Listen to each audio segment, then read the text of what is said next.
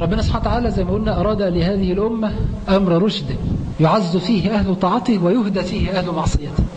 فالصبر الصبر، كل واحد فيكم على ثغر. ربنا سبحانه وتعالى أروه من أنفسكم خيرا.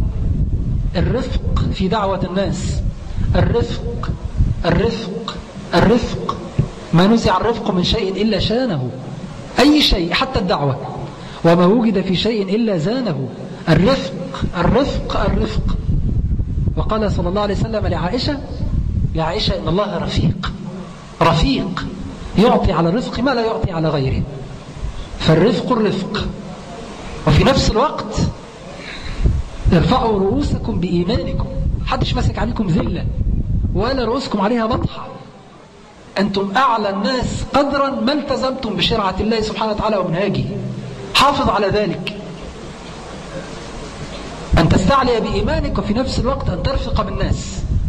لسنا قضاة على الناس ولا حكاما على ضمائرهم، لكننا دعاء، ولن ينتزع منا